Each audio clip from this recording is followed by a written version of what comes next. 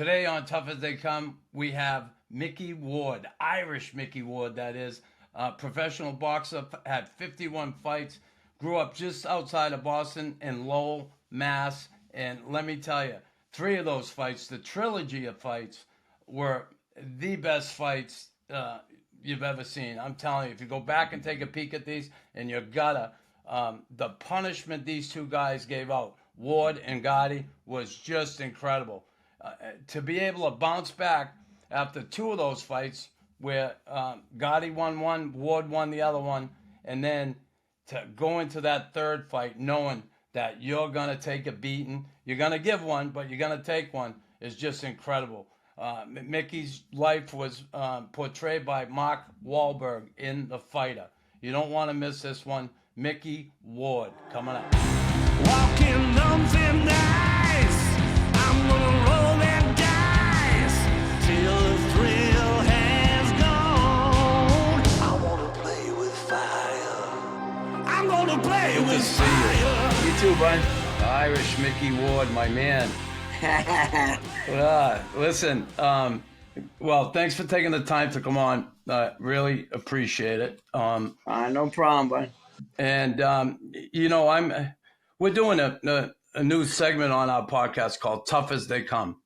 Yeah. And when I thought of people that are tough in life, and it's not just boxers, and it's not just, guys who, UFC guys or soldiers. Right. There's all sorts of toughness in our world.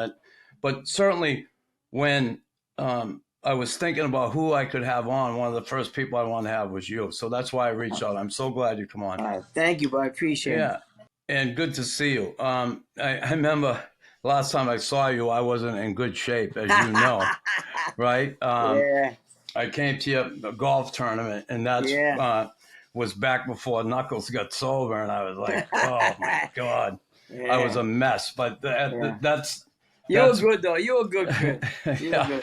That's all by me now. Yeah. So let's get into it. You know what I wanted to talk about? And I loved the movie The Fighter. I mean, I just absolutely loved it. And so Wahlberg apparently was trying to get that movie made for like 10 years. Like he was, and they were stonewalling him. Were you part of that process? How'd that come about? Did he come to see you and say, hey, Mick, I want to do a movie on you?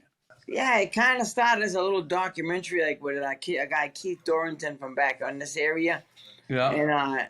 And he shopped it around, and I guess Mark got a hold of it out there, and loved the concept of it. And Mark took a hold of it, and he made it happen, But it started as a little documentary with me and my brother Dicky, and like I said, the kid Keith Dorrington did it with a guy, Richie Farrell, from around here, around Lowell and stuff. And they shopped it out to L.A., and Mark got a hold of it, and Mark was a fan of mine and stuff. I never knew that, but he was a boxing fan and a fan of mine. And then one thing led to another, and Mark ended up getting a hold of it, and Mark made it happen. He got it done. Yeah, he certainly did, and got it done the big way. And awesome. First of all, you need a good story, and the story is awesome. And the way they portrayed it was incredible. Right. Won some Academy Awards, right? Christian Bale was incredible as your brother, the pride of Lowell. He right? played Dicky better than Dicky himself. If that's possible, Chris. It's funny. I watched one clip of you and Dicky together. Yeah. When you were talking, the clip I'm talking about. The 2 of you are sitting there, and they're asking you, "What's your relationship really like?" And you say, it's like brothers, and we had our issues and all that. And when I heard him talking, all I could think is what a great actor Christian Bale was. To get he nailed your brother. Like, it was incredible. Oh, yeah, 100%. So we talk about The Fighter, the movie. Now, what are the parts in that film, I guess, that what Hollywood and not so much the real story of Micky Ward? Like, here's what I thought. When I saw the fight, right, with your brother outside the bar, is that when you hurt your hand? Yeah, well, that's how it started originally, and then from that, from using it like in the gym like too soon or all the time, it just got worse and worse, and it never like got a chance to heal. Chris, so what happened? It formed in my hand, right hand formed a bone deficiency, I guess they call it. It was deteriorating and stuff, so they had to like do surgery on it to take a bone out of my pelvis, put it in my hand with like three screws, and so that's how they fixed it. So they fixed it up, and certainly not an easy surgery. I've had those done, Yeah. and with the screws in my body, and it takes a Right. while. But to when you're talking about boxing and using it like you Yeah. do, it's incredible that Yeah. it held up for you as long as it did, right? Yeah, it's still good today, to this day.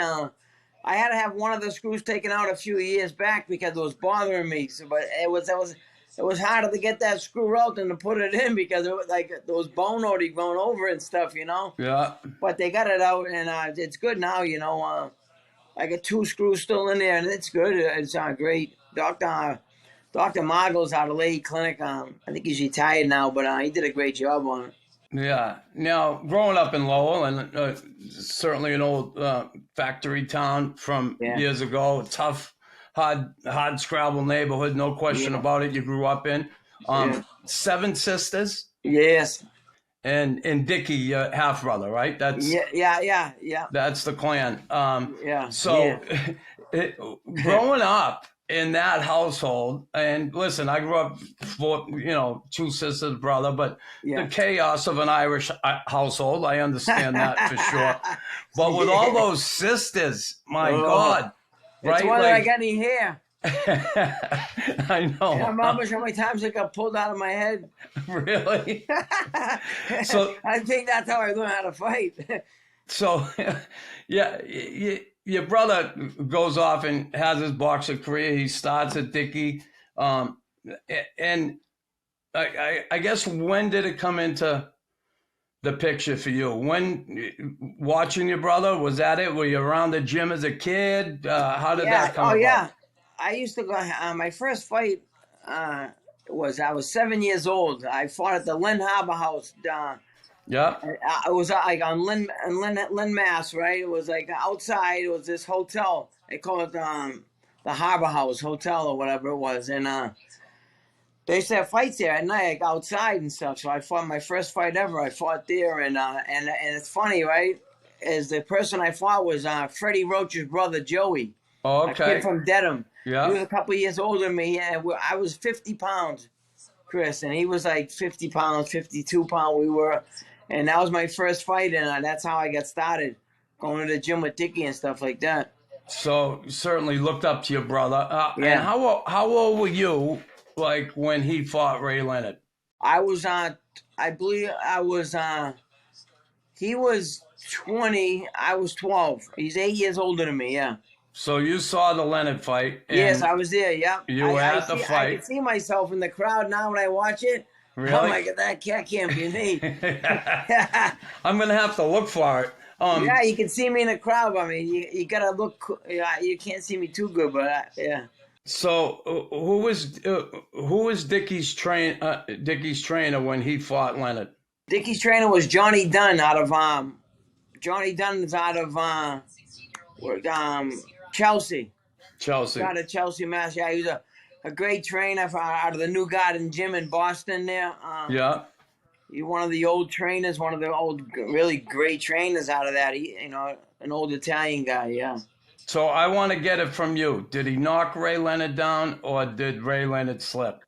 Come on. I asked Dicky that. Well, we know, right? Dicky goes, "What do you think?" What do you think? He puts it on you. Yeah, exactly. He goes, "What do you think?" I goes, I don't know. I says he looked like he tripped. Yeah. Right? He goes, all right. He goes, that, I'll take it. So you grow up, you basically idolize your brother, right? Yeah. In the ring, yeah. growing Yeah. up, and what was that relationship like when you started really to get into the game, and he was out of it now a little bit? Was he training you? Was he there? I know he had some issues away from the ring, right? Yeah. But how frustrating was that for you? Because in the movie we see it, right? He's out doing his thing, running around like crazy, and missing training with you and all that stuff. How true was that? Was it often? It's true. 100% true. You know, there's times, there's things in a movie, Chris, right, that were worse, things that weren't as bad, but in that part there, and this is the God's honest truth, he'd be up for Chris.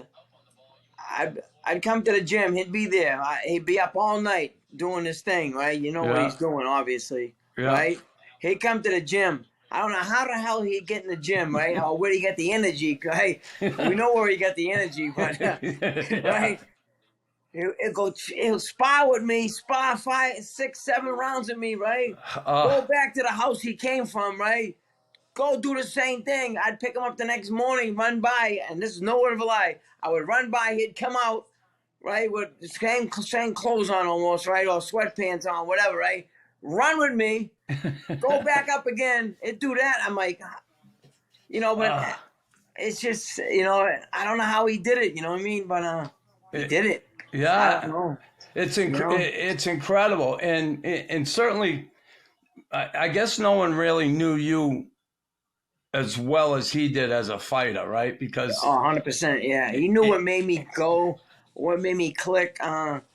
He knew my body probably as well as I did, my strengths and things like that, and you know, people always said, get rid of him. He's no good. He's this. He's doing, you know, you shouldn't be around that, But that, I grew up around it, so it was no big deal to me, you know.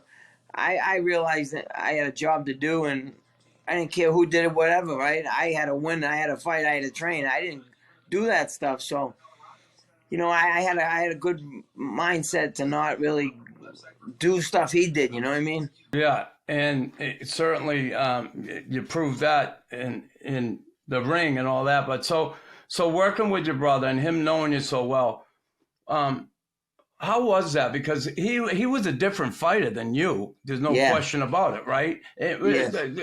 Explain me the difference, or the listeners out there, the difference from Dicky Eklund to Micky Ward and the way you fought. Right. See, the difference, right, Chris, was he was very good, great boxer, good jab. He had speed, you know, speed obviously, as we know, generates power. So he had a little bit of power. He had some power, but he had really smart. He's very smart in the ring.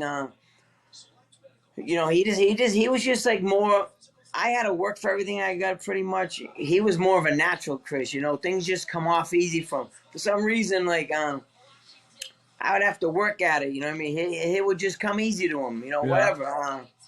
The way, I don't know why, but that's just the way it was, and, he was just a natural fighter, and you know, he's natural. Whatever he did, you know, he was a good runner. He could fight, box. You know what I mean? He was good. He's just a natural, you know. So you fought amateur fights, right? You talked about when you were young there, fighting the amateur fights, and now you're working your way through. You win the Golden Gloves, 3 times? New England Golden Gloves. And now. You're going to turn pro, and that happens back in '85 in your first fight against David Morin. How was that first pro fight, knowing you're there, and here's my big day? What was the feeling like inside of you, knowing that, geez, I got to go, I want to win this thing, my first fight, I don't want to lose my first one? Check this out, right, Chris? Listen to this. So we're talking about the first fight. Now I got my first pro fight, training for it. Good thing the old guy came to be in my corner because Dicky didn't show up. Okay, he didn't. Now the old guy, was that the cop? No. It was the guy, Johnny Dunn, the guy that trained Dicky before. He used to be in my corner with Dicky. Okay. Before the cop Mickey O'Keefe, but Dicky, I think Dicky was caught in the house somewhere. If you know what I mean. Yeah. He got caught in the house. I was just used to it. I'm going to go in there and fight, and we'll lose in my corner. It doesn't matter. I'm going to fight as hard, so. Okay. So that first fight, you're in the locker room before the fight, and Dicky's not there. Doesn't come, so you know you got a job to do. But how was that first bout? And did you get a boost of confidence from that after that win? Yeah, I mean, I was pretty confident. Obviously the nerves. You always have nerves. I don't care what. I had even that little bit of nerves on my 52nd pro fight. It's good to have a little bit of nerves because you go in there a little more cautious. You don't go in there crazy because if you're not nervous, you just go in there throw Yeah. shit to the wind or whatever. You know what I mean?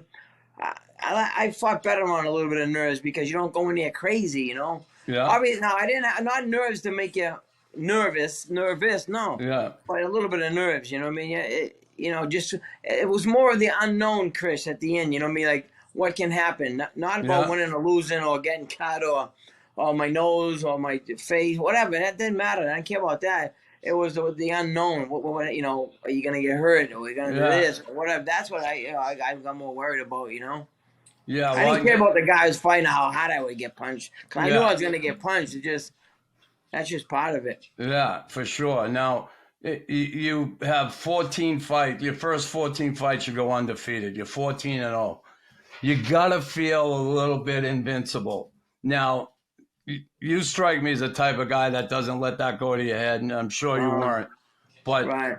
but human nature is shit. I got this going on, and then all of a Yeah. sudden you come to Edwin Cruitt in fight 15, and Yeah. then things kind of change for you. Your first loss. How difficult was that for you to handle afterwards? You think, like, were you in the fight? What was it like? Oh yeah. I mean, it was a split decision loss.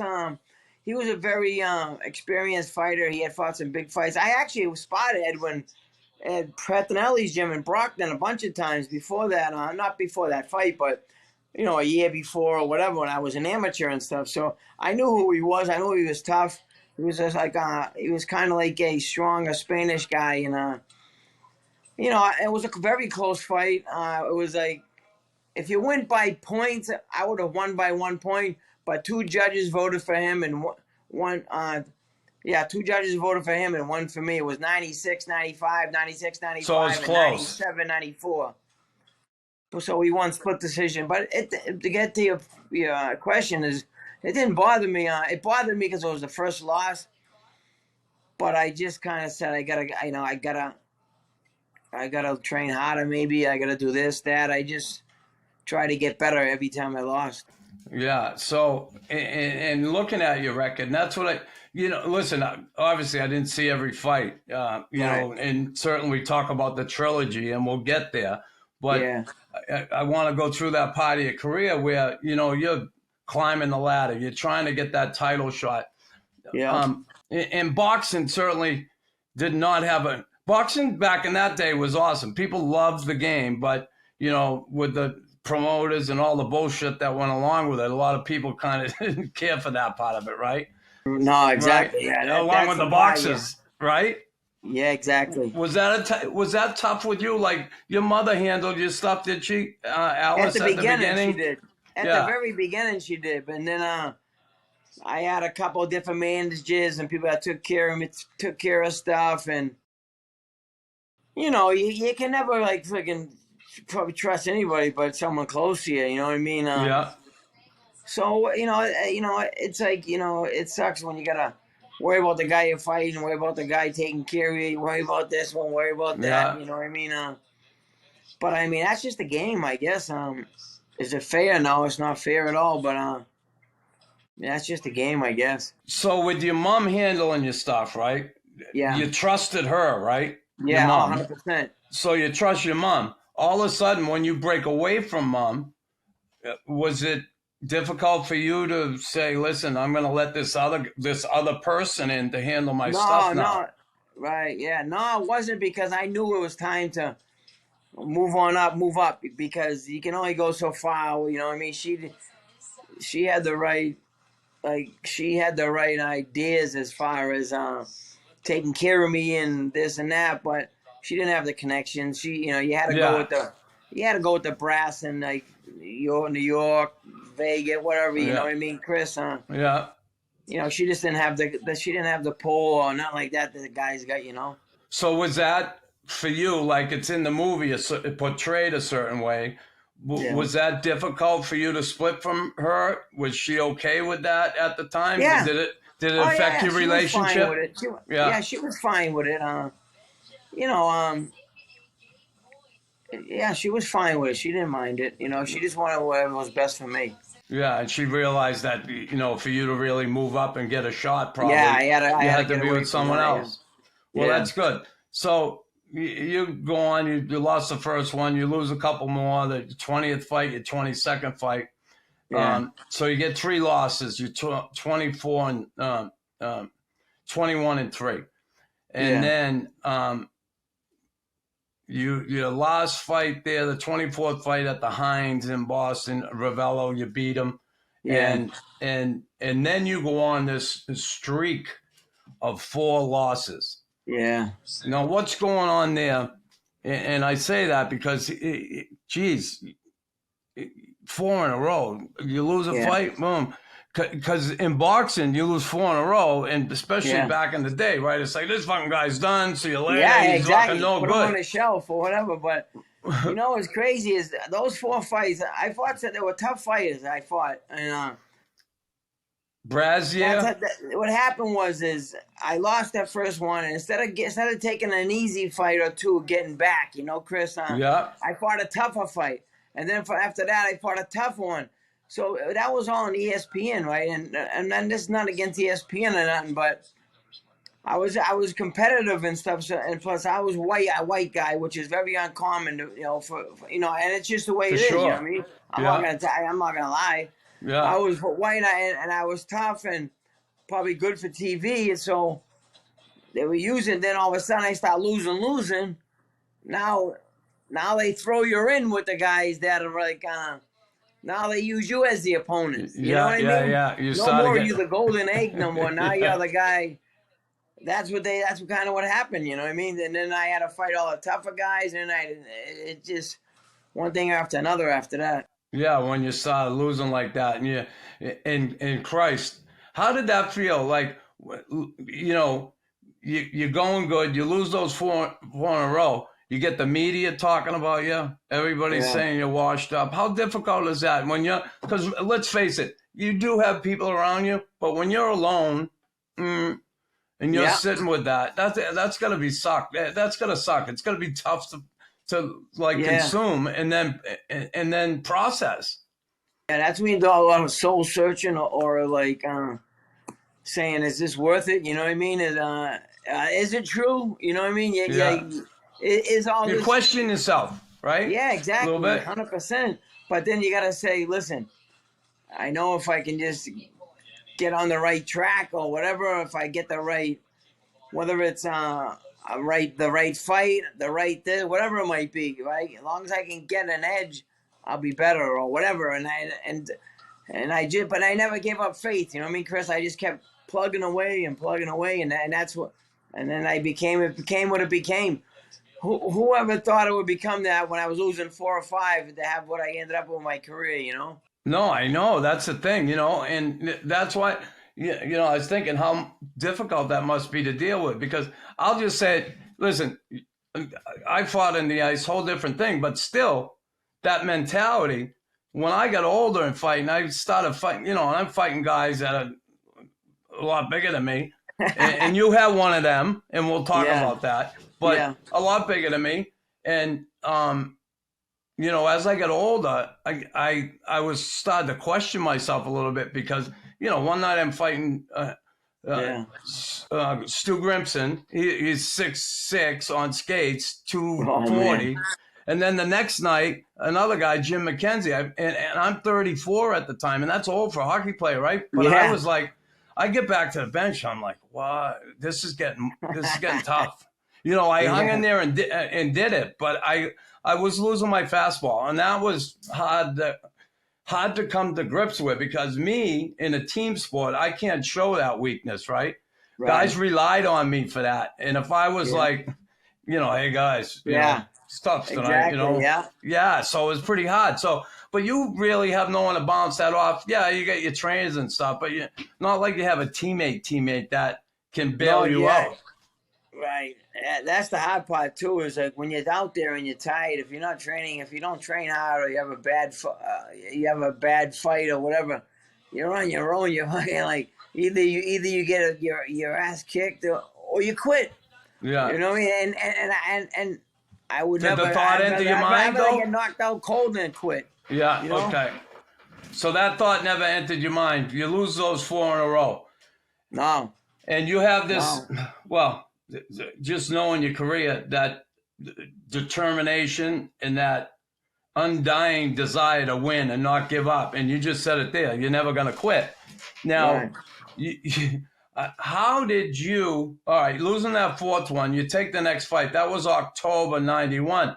You didn't Yeah. fight for 3 years later. What did you do? What did you say? I'm going to get my shit together here. I got to get back on track. Right. Well, what happened was I got away.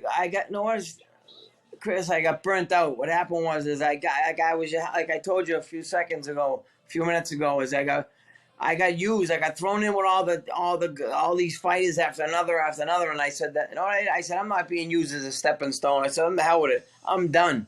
I'm walking away from it. So I was planning on quitting. So you were bitter. You were bitter. Yeah, very bitter, right? Yeah. And then after 3 years, I realized that I was still young enough. And then when I came back, Chris, I came back on my own terms. Like it was my desire to come back, not somebody else tell me to come back. Yeah. I came back because I wanted to, and that's where everything kind of changed. You know, like I did it for myself instead of everyone around me. Maybe you know. Yeah. Well, I got to tell you, coming back, and thank God you did, because you did. I mean, you ripped off what, 9 in a row or 10 in a row until you lost to Phillips. But I mean, like incredible to do that and just start nipping them again. Now, when you were going through the tough time, the 4 losses, and now you start winning again, what's the difference with the people around you? All right, when you're losing. When you're losing, it's one thing, and you know who your friends are. Then you start winning again. Did you have any people that showed up that you were like, you know what, fuck off, see you later? Yeah, 100%. Right? Still to this day, I say that walking by a mic to myself. Right? You know I don't blame you. Because you know yourself, right? When you're on top, everyone's, yeah. But when you're down, they're like I can remember being like, when I lost those fights, I remember going in a bar, whatever, down in the area, whatever, and people like guys saying, he should have gave up a long time ago and all that. You know, you don't hear it like for your own. You can hear it through other people, kind of, you know. Yeah. And I'm like, that mother effer, you know what I mean? I'm like, all right. I don't say nothing to him, you know what I mean? I don't want to get in trouble, you know what I mean, or whatever, because it ain't worth it. Yeah. I probably should have did something, but I didn't. And you know, I just try to show him like at the end, I had the last laugh actually, so it worked out, Chris. You know what I mean? Yeah, for sure. No question. If I would have listened to the guys saying, "Oh, Mickey should quit" or this, that, right, I'd still be on the same bar still as they are right now. To this day, I can get on the bar and still see where they are. Yeah, they're still down there too, right? Yeah, exactly. Yeah, still paying their tab they owe. Yeah. So, in the movie, obviously, Charlene. Right? Yes. You meet Charlene working at the bar. She was an athlete herself, right? A high jumper, right? Yeah, very good. She went to URI, right? Yes, yeah. Yeah, University of Rhode Island. Yeah, now, she was an all-scholastic New England champ, all that stuff, yeah. Yeah, so when you meet her, like in the movie, Wahlberg, he's a little, kind of enamored with her behind the bar. How was the real Mick? What happened there? How did you meet Charlene? I want to hear the love story. I had a bar, yeah. But not like that, though. Yeah.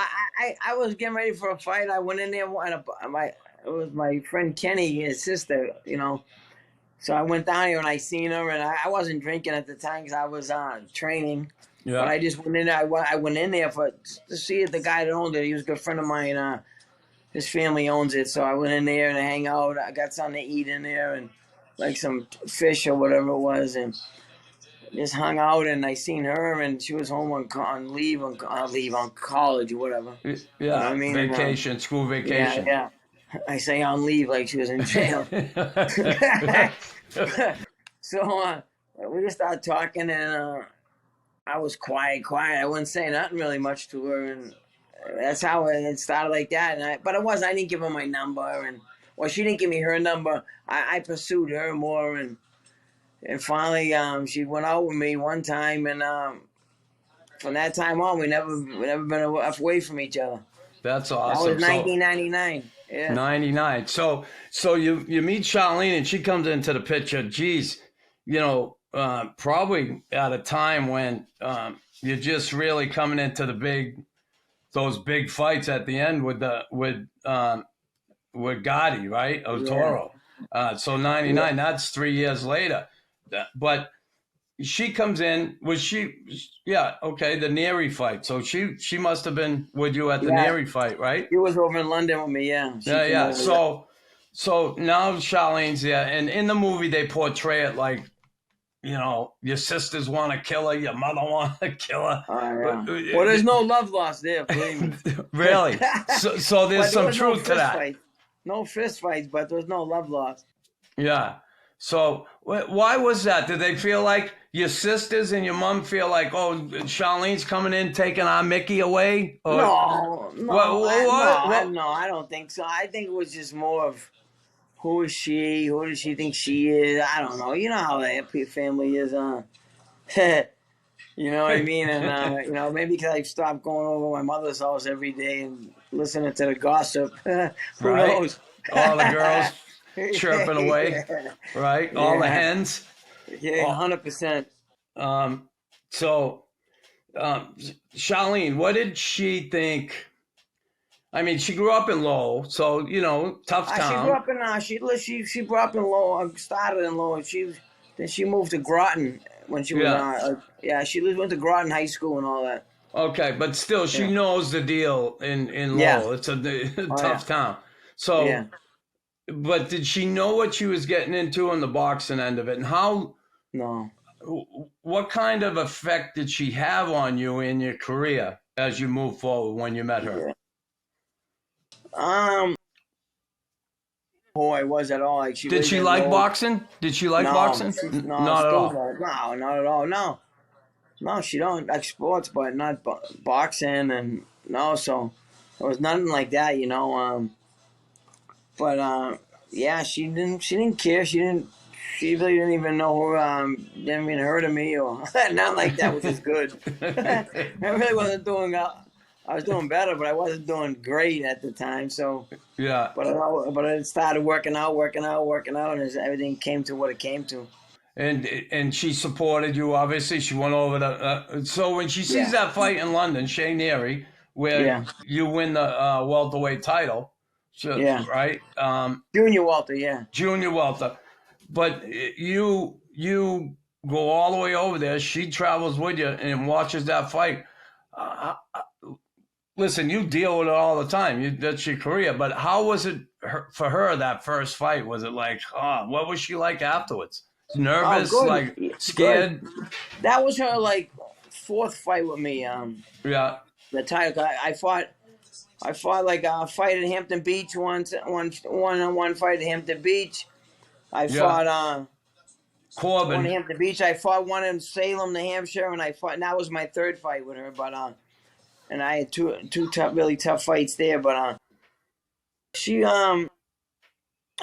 I mean, she liked boxing, but she didn't care for it, But it was just something I did, so she followed. And she supported you. She supported you. Well, that's awesome. Yeah. That's awesome. She was in your corner. Now, I want to get to certainly your twin, as he would say. He always wondered what it was going to be like if he found his twin, and he did in you, and that's Arturo Gatti. Now, I'm living up in Montreal now, and certainly Arturo, it's a shame. I watched a documentary on what might have happened to him over in Brazil, which is, who knows? But I look at that guy's face, and I played hockey against a guy named Ted Nolan, and Ted was a native from up here, and he was a really good hockey player. He coached in the NHL, and I had him on my podcast.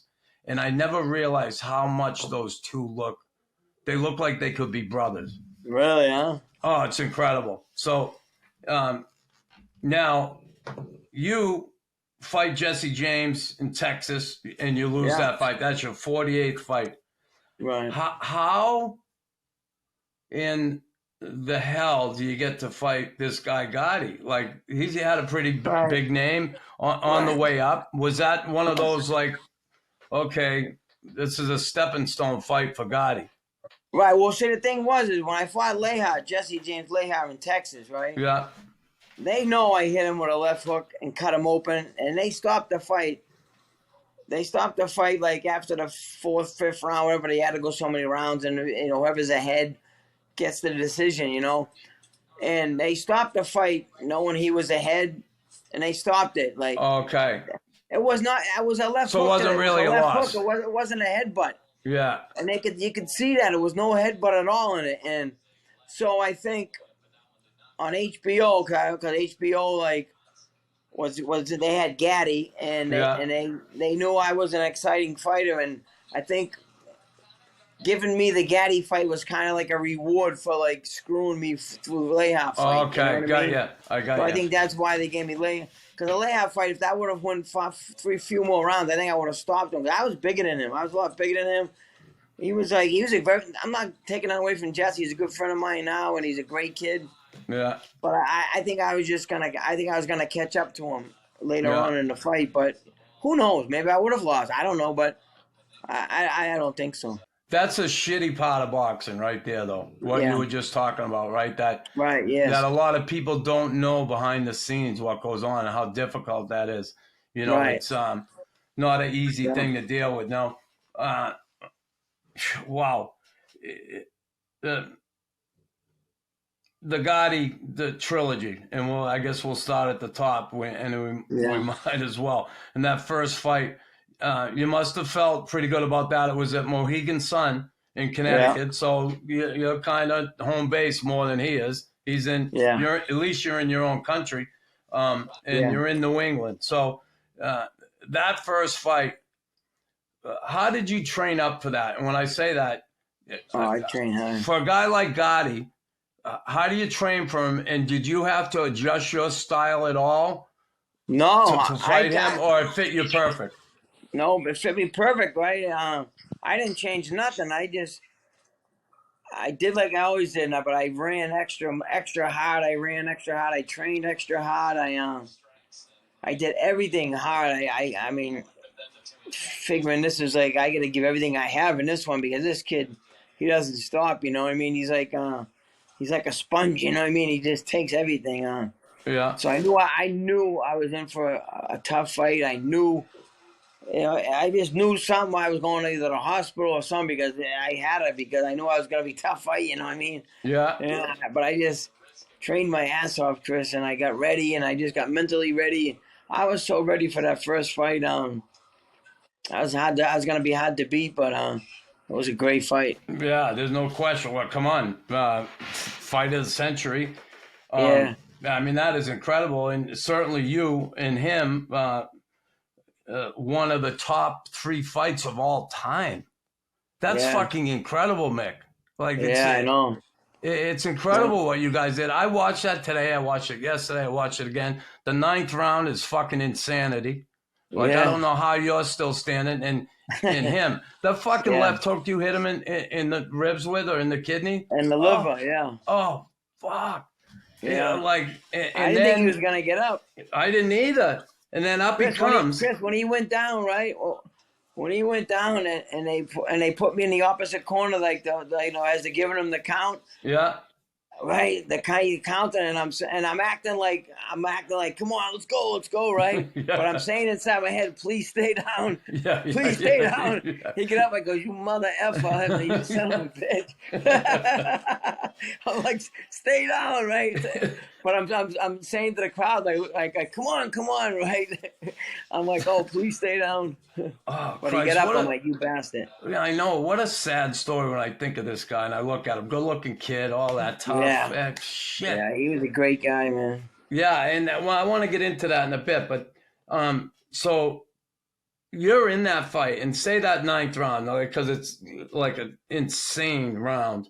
Just Yeah. punch after punch. None of this dancing around, fucking hiding, rope a dope, none of that Yeah. stuff. But Yeah. did you know, and I know you don't have a whole lot to think about that time to think, but did you know that you were like in this fight that one day probably going to be one of the best fights ever, like it was? Like Yeah. fight of the You know, century? it's funny you say that because people had asked me that, and it's like when you like obviously like when you're in a hockey game and a great game and blah, blah, Yeah. you kind of go so fast that you don't really grasp it right then until you watch it after and you hear the people talking and you like look after it. I mean, you watch the game or I watched the fight, and then you realize that like all the people talking about it, and then you know, because I don't really look at the fights a lot, my fights, you know what I mean? So, but yeah, I look back at it and it's like, wow, you know, you kind of like you don't realize how special it was till it's over, and like, you know, till the trilogy was over pretty much. But you know, now you look, not now, but like a few years back, you look back, everyone's talking about it. You think, wow, it was that special, you know, and you know, and it's just great to be part of something like that where 4 years before that, 5 years before that, people in the bar saying, why is he coming back? Yeah, you were done. Everybody writing you off, the sons of bitches, right? Yeah, exactly. And it's funny, the sports fans, you know, and having played a professional sport and you being a professional boxer. Right. And it's funny, I'll watch a game with someone now, right? And they're that fucking bomb, that no good. So he missed the net, or, you know. You're like, they think it's so fucking easy, right? Oh, yeah. Isn't that funny, though? Like, everybody thinks, you know, you're washed up. And here you have, you went you lost 2 of the 3 fights, but not by much. By this. No, right. By, the second one I lost by big, but the first and third were a little Yeah. But yeah, you're right. You know, like, just, you know, you listen to them people, and that's why I'm glad I never listened to them. So that fight, the first one, you're in it. Up until that point, had you had as tough a fight as that one? So you kind of said, I've been there before.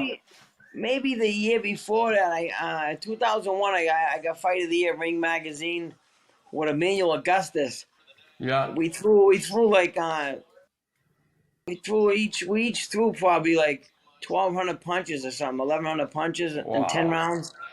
Yeah, we got Fight of the Year on ESPN, and for Ring Magazine we got Fight of the Year, and that was tough too. But and I had some tough fights, but the Gatti one was just tough all the way through. You know, where a lot of fights are tough. At points they're tough, and then that kind of a little bit not relaxing, but it's not as tough. You know what I mean? They're tough. You gotta be careful because anytime you could be knocked out or whatever. But the Gatti fight was just tough all the way through. I'm gonna stay with Gatti, but I gotta ask you about the Munjan fight. Yeah. And I forgot because I was talking about your first loss, but the Munjan fight, like, was he was 20 pounds heavier than you? He was like I think he was 18 pounds heavier or something like that. He was a lot bigger than me. You know, and the funny thing about it is I could have not took the fight, but I was ready and I said I'll take it, you know. But I mean, Were they you didn't pushed? make me fight him. No one makes you fight him. It wasn't makes, my mother. It wasn't yeah. my mother and them. I was the one that wanted to fight him. Yeah. So on TV it said my mother and them said Mickey to fight. No, they didn't want me to fight at all, and I said no, I want to fight him. Yeah. I was ready. I was 100. So you know what it is too, Chris? I was supposed to be 143 or 4 pounds. I come in 136. Yeah. I came in like real light because I was training hard. I came in like too light, and he came and he was a replacement. I was supposed to fight Sol Mamby. Yeah. He was a former world champion. Yeah. He got sick the day before. They brought this kid in, that's Munjan, on the same day of the fight, and he weighed about 154 maybe, right? And if I would have weighed 146 like I could have, right, or 145, then he would have been 10 pounds or 11.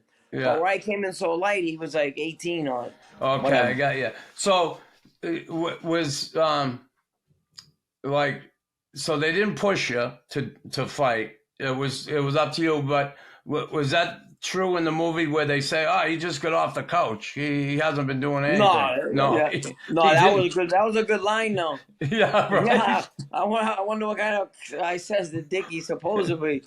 Well, if he's up, well, I want to buy that couch or something. I don't know, or something like that. It must work you out while you're laying on it because Yeah. he looked like an animal in the ring. No, There's but the kid could punch hard though. yeah.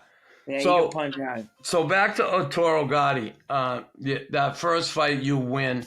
Where does obviously the respect for one another Yeah. has to start right there. Yeah, Obviously. it did. It really did, and it did. It got a lot of respect, and then they talking about. Then we're talking about like who we're gonna fight next, and they're talking about do you want to fight? Like I could have fought other people. No, I want to give. I want to fight Arturo again. You know what I mean? It was the best fight for me. It was a great fight. He deserves a rematch because it was so close. The first fight was like whatever, could have went either way, whatever. I said I want to fight Arturo again. And plus, it was obviously the most money. You know what I mean? But so we gave him the second shot, and and then I'll tell you the story about the third one after. After we talk about the second one. But that's how we got the second one, guy. I wanted to fight Arturo again. What's insane to me is that you did this 3 times within a year. Like 13 months, yeah, 13 months. Yeah, basically a year. But yeah, that's insanity. 3 fights like that. You just, I don't know. My brain never recovered from the first one, I don't think. Oh, but let me think. Like the second fight, okay, you wanted to give him that, and I get that because in hockey, you fight a guy, and if you beat him and he wants a rematch during the same game, you got to give it to him. You can't say, "Oh, I'll catch you later." Right. Say, no, you got to fight him. You got to get. Because if I lose, I want to, overcome that right away if I can. So you get the rematch. Yeah. So I get that. Listen, boxers, you're a boxer. You're a tough kid. I know that. But you're going to go back into the ring again with him, knowing that I'm going to get my ass kicked in here. I'm going to give it out too, but I'm taking my lumps. How difficult is that knowing I'm going in? And I know you say that nervousness. I used to, before games, people say, how do you do that? You're fearless. I wasn't fearless.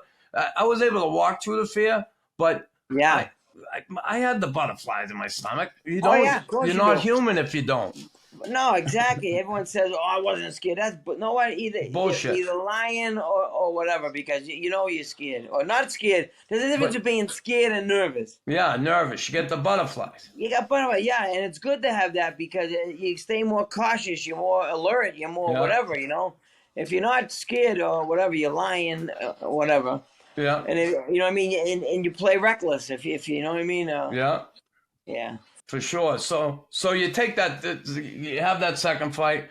The first one was in May, then November of 2002, the rematch. Now, how long did it take for you to really recover from the first fight? Like, did you chill?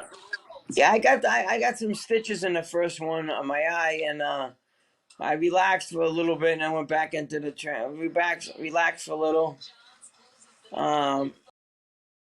Most of the summer, and then towards the end of the summer, start training for the second one. So the end of the summer.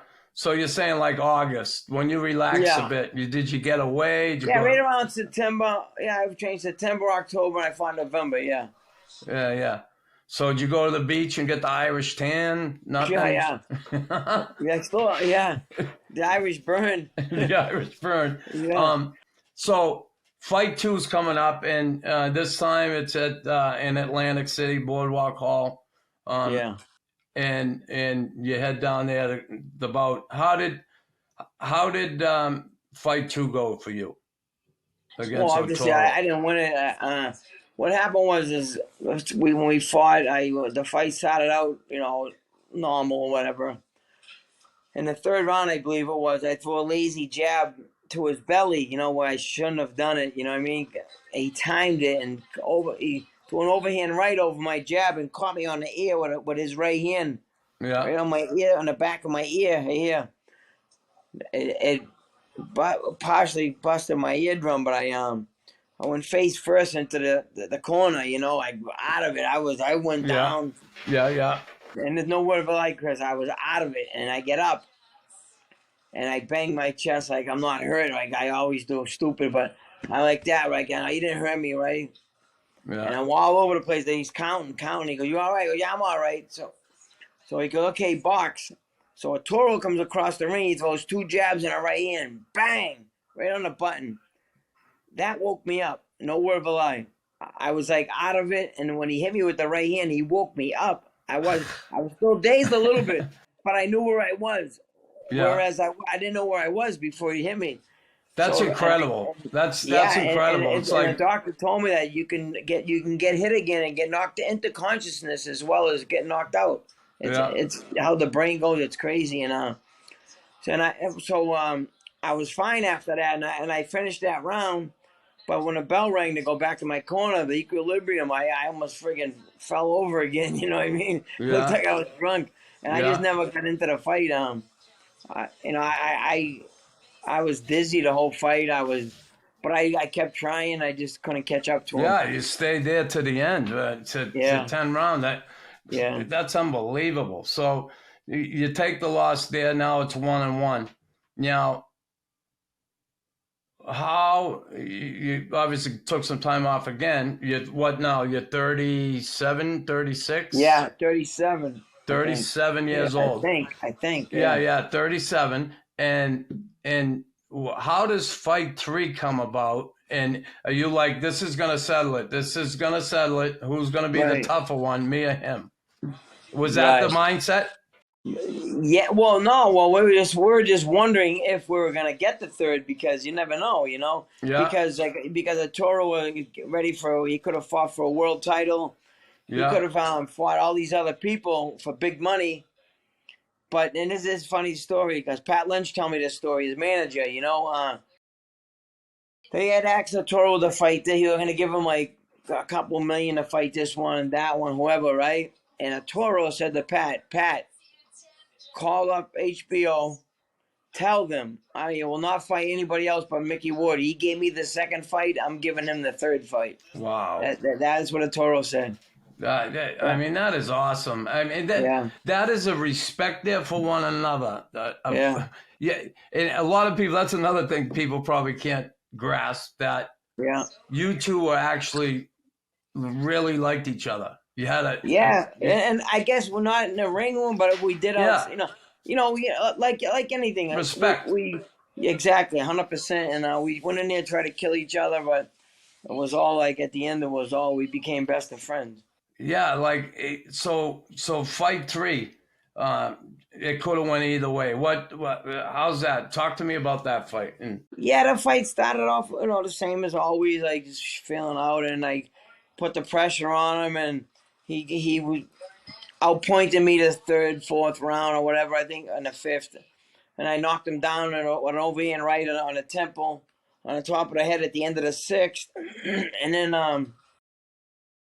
the fight was back and forth a little bit, 7th, and then the 8th round, 7th round, he caught me with an overhand right on the top of the head. That's when my brain shifted in my skull. Yeah.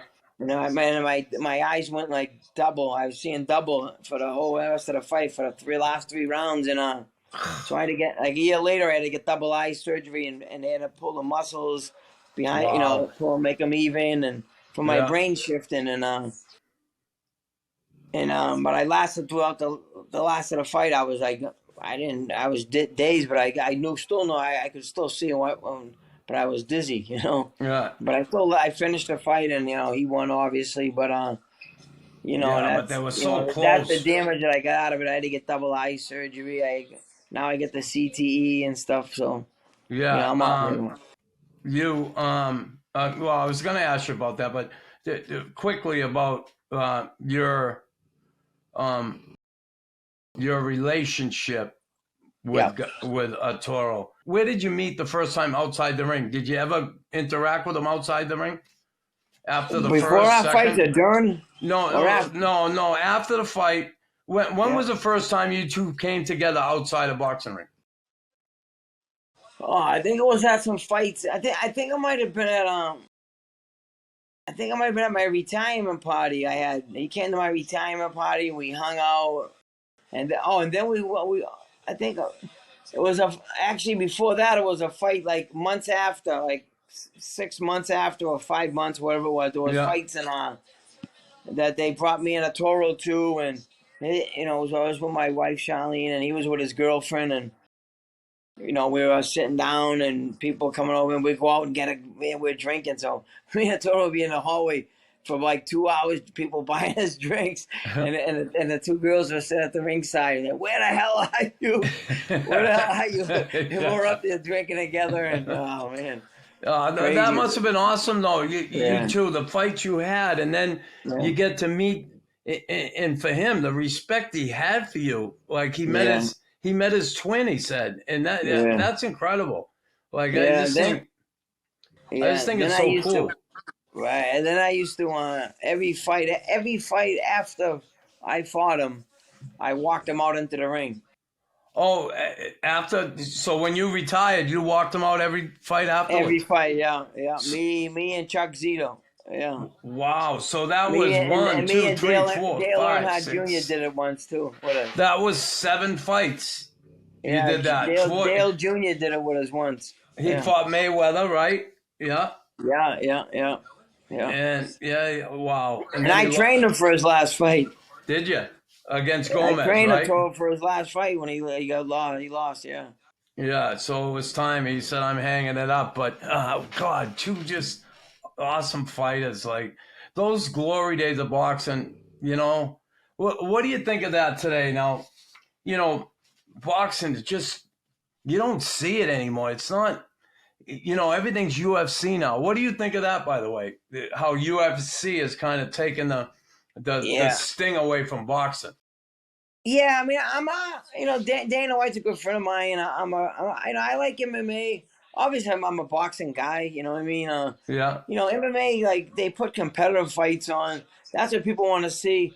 And I think boxing now, they're starting to put fights on that people want to see, like the Gervonta Davis and the other guy there. You got now you got Errol Spence coming up with Terrence Crawford coming up. So there's, you got Tyson Fury and Wilder when they fought. So you got fights that people really want to see, the best fighting the best, which is good for boxing. Yeah. Which they didn't have for the last like 4, 5, 10 years maybe. You know what I mean? Yeah. You know what I mean? So boxing's coming back now. They're starting to put good fights together now, like competitive fights, like the best of fighting the best now. Chris. Yeah. Whereas years ago, there was so much money involved. Like the champion could fight the number 10 guy and make as much money. So why would you risk fighting number 1 when you can fight number 10 and get as much money? So, but now they're making the best of fighting the best, which is, I think, gonna bring people back to boxing. Yeah, I hope so. I hope we can see some good fights. And I want to ask, so those 3 fights are probably your biggest paydays, right? Yeah, Gatti? yeah. Oh, yeah. By far. And it's good you got to see some decent money anyway, right? After all those years of fighting. Right. And you said you have the CTE now. Yeah. Well, I got, they don't know how bad you have it, but they know if you got signs of it. And Dr. Robert Cantu from Boston Medical, he's my doctor, and Chris Nowinski, the one that stopped. Oh, yeah. I went. Yeah. I actually just went down and got tested myself. Oh, okay. I went. Chris Nowinski, yeah. So I see Doctor. I talk to Chris. I see Dr. Cantu. I'm good. I try to be. I eat pretty good. I don't drink no more. You know what I mean? Good for you. Yeah, because of the headaches that I get from the CTE, and if I drink, forget it. Yeah. But what good is it if I forget what I'm doing? So what's good is it? Yeah. No shit. Really. It's like a waste. Yeah. It's like you drink for nothing, right? So yeah. So I went in. I actually just went down about 3 months ago, and I did all that CTE testing and stuff. Yeah. Yeah. So I got some results, and They're actually pretty good. Oh, good, good. They kind of gave me a baseline, and they're gonna. Yeah. But it's my first year doing it, and I'm gonna go Yep. back each year, and they're gonna Oh, check good. me and Yes, yeah. see if there's any decline or. So we'll see. Yeah, yeah.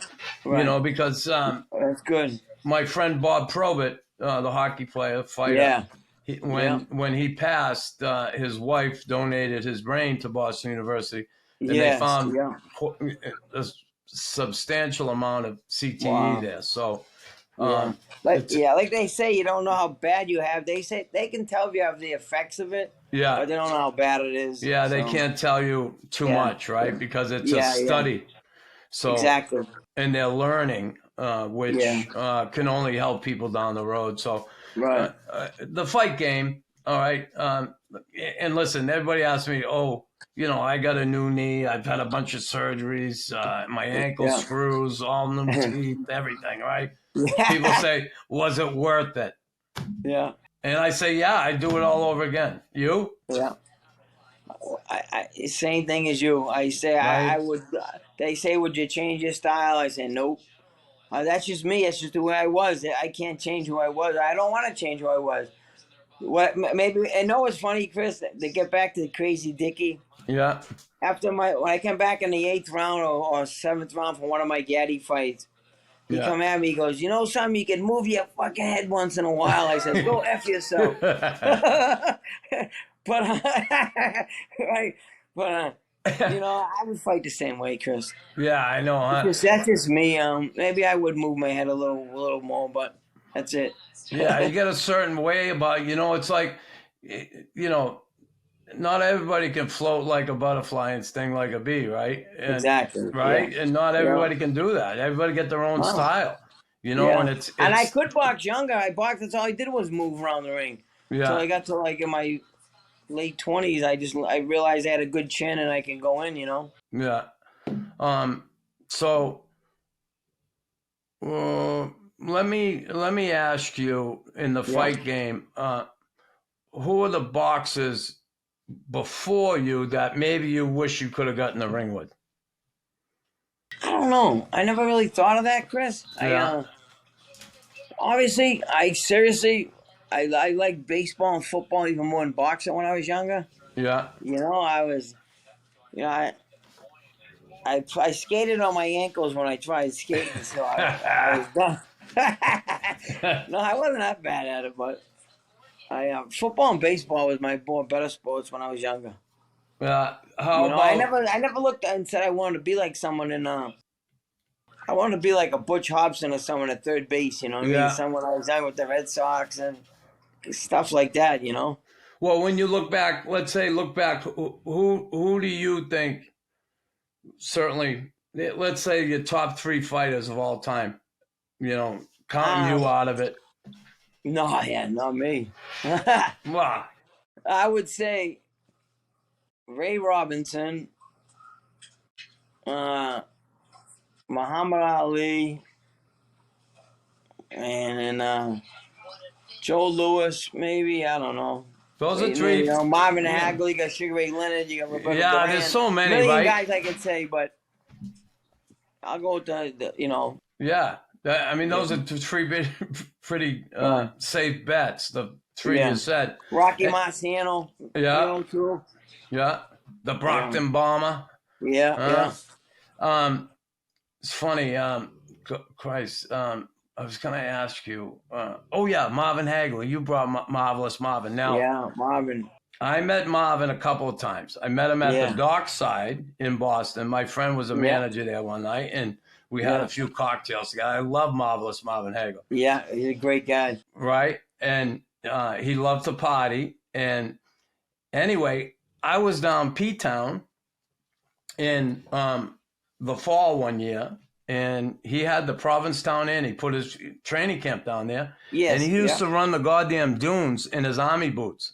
He'd get up every morning, army boots, and like that. Yeah. Like incredible. He had that hybrid build, right? Like, I love Marvin He was an Hagler. animal.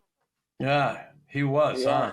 He was a great guy. I used to see him at the Hall of Fame every year. He used to like he used to he used to ride the bike at the end of, like, the bike at the road race, a 3 mile road race, and him and his wife. He used to have such a good time. He's such a great guy.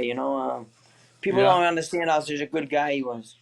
Yeah, it's sad. He moved to Italy there, right? He was in the movies for a while, and then he passed Yeah. away. I don't know, whether he had a heart attack or something crazy. Yeah, I don't know what it was. Yeah. Yeah, something. Yeah. So, Arturo, his passing, like, were you shocked when that happened? Like, Yeah. and Oh yeah, 100%, Chris. I couldn't believe it. I was like, no, I can't. No, I said, you got to be joking me. I didn't believe it, but yeah, it was. And when they said he did that, I'm like, no, it can't happen. He can't, that ain't him. But then, I'm not saying he did or he didn't, but it just there's no way I can no, believe it sounds that like he the did fix was in down there, right? Yeah, They initially 100%. charged the wife with murder, right? They initially Right, charged exactly. her, and then all of a sudden they're saying it was a suicide afterward. I saw the There's documentary. something fishy there. Yeah, there was, for sure. That Yeah. sucks. It's so bad, and Yeah. I Yeah, think because the movie was like getting filmed at that time or whatever, or getting ready, or was being filmed, and he was supposed to come down to come down to the set and hang out with me, and like when the movie was like being filmed and all that in Yeah. Lowell here. yeah. And he said, when I get back, Mick, I'll come and hang out. I said, all right, I'll see you when you get back, and never made it back. All right. Hey, listen, you've been really gracious with your time, and there's a couple things I got to ask you before I let you go. Yeah. One, and I love what you did with your golf tournament, because your golf tournament was to benefit boxers with head injuries, and God bless you Yeah. for giving back. That, and you're still doing that, the golf Yeah, I tournament? still do my golf tournament, but every year it's for a different cause. Yeah. Yeah. We did prosthetics this past year. We did it for we gave some prosthetics away, like Yeah. a leg or something like that. Yeah. Yeah. So I want you to certainly I want you to invite me to that again. I want to come down and support you definitely, on that if definitely. I can, and maybe I Yeah. can get some other guys involved for you too if you need Definitely. some. That, and for this new Tough as They Come segment that we're going to do here on my podcast. Yeah. I have 3 questions I like to ask each person. Yeah. And the first one I want to ask is, what would 57-year-old Micky Ward, what advice would he give the 15-year-old Micky Ward? What you know today? Listen to your inner self, or don't listen to other people. I'd say listen to yourself. Go with your heart. So you listened a little too much to the outside. Yeah. Then, yeah. I'd say listen to your heart. All right. Or the Now- right people, or whatever. Don't listen to all the bull. Yeah, all the noise, and it was around you, for sure. Now I'm going to ask you Yeah. to write your own. Just what would you say if you had to eulogize yourself in your eulogy? What? I just want to be remembered as a good person, not a good fighter or a good whatever. Awesome. That's awesome, because you are a good person. And That's it. I want to ask you what your definition is of tough. What is toughness in your eyes? A nice person and strong will. Strong will and We a all nice get this. person. We all get the same size hearts, right? All of us. Yeah. It's the will to endure things and keep going. Yeah. That's what that separates people, because we all have the same size heart. Yeah. It's the will inside you. I wanna play with fire. Thanks for tuning in to Tough as They Come. If you want to see more, don't forget to like, subscribe, and click on that bell icon to turn on post notifications so you never miss an episode.